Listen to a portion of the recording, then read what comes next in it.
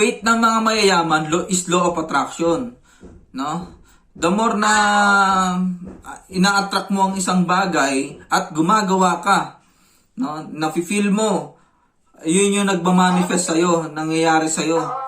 Whether positive man yan o negative, no? Halimbawa, lagi ka nag-iisip ng hindi maganda, no? Negative palagi ang isip mo. Ay, yun ang lagi mong nangyayari sa buhay mo. Sa kabaligtaran naman nun, no?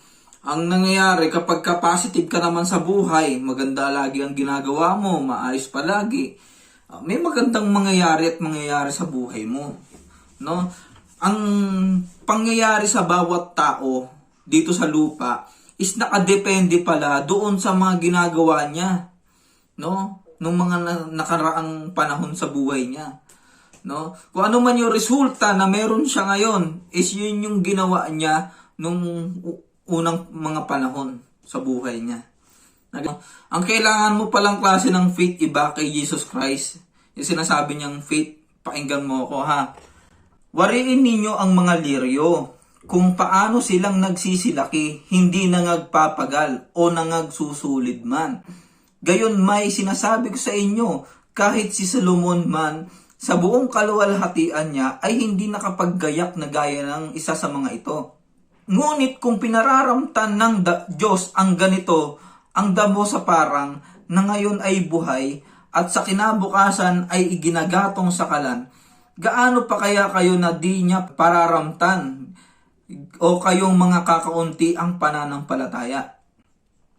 At huwag ninyong pagsikapan kung ano ang inyong kakanin at kung ano ang inyong iinumin. O huwag man kayo mapag-alinlangang pag-iisip sapagkat ang lahat ng mga bagay na ito ay siyang pinaghahanap ng mga bansa sa sanglibutan. Datapwat talastas ng inyong ama na inyong kinakailangan ang mga bagay na ito. Ano yun? Ano yung mga kailangan ng sanglibutan na sinasabi dito? Yun yung pinaghahanap ng mga mayayaman, pera, karangyaan, kayamanan, no?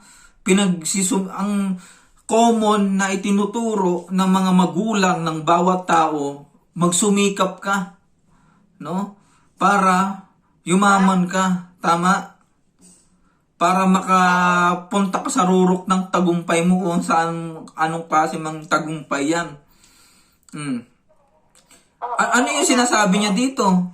Ngunit kung pinararamtam ng Diyos ng ganito ang damo sa parang na ngayon ay buhay at sa inabukasan ay iginagatong sa kalan, gaano pa kaya kayo niya, na di niya pararamtan o kayong mga kakaunti ang pananampalataya? Anong ibig sabihin nun? The more na nagsusumikap ka pala dito sa lupa, pakinggan mo maigi ito, Linme ha, the more na nagsusumikap ka pala dito sa lupa para makuha yung kayamanan na yan, no? The more na pinagsusumikapan mo yung kinakain mo, no? The more na pinagsusumikapan mo lahat ng bagay na gusto mong makuha dito sa lupa, the more nakakaunti ang inyong pananampalataya, no?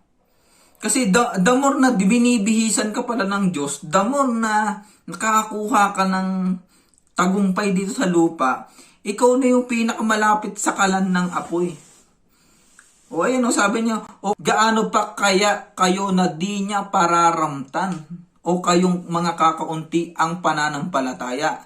At huwag ninyong pagsikapan kung ano ang inyong kakainin.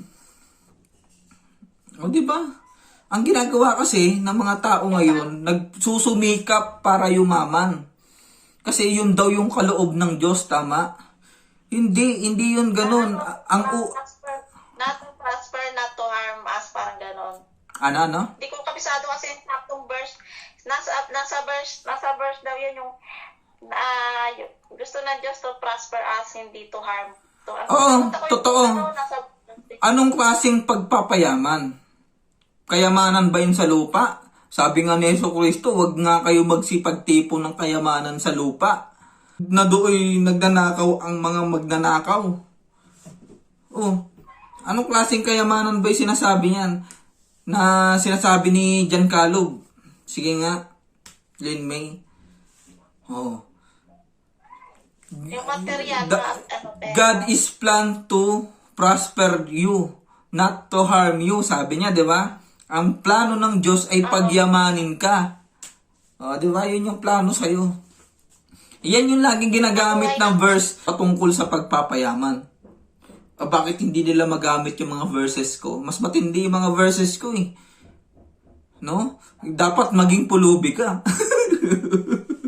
Di ba? Walang gustong maging pulubi, di ba? Gusto lahat maging mayaman, tama?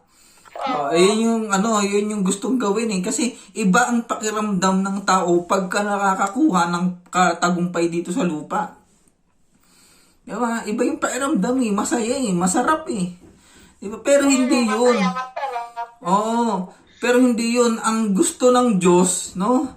Huwag mong pagsikapan yung kakainin mo. Kasi hindi ka mamamatay. No? Sa kahit na anong paraan, hindi ka mamamatay.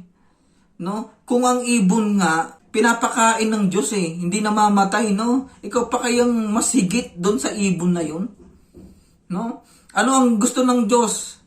No? Maglingkod ka sa Kanya kasi may isang bagay na inihanda para sa mga tao. Ano yun? Buhay na walang hanggan.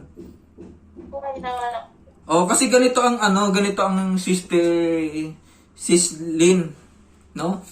Ang tao hanap muna ng pera bago ang Diyos, no?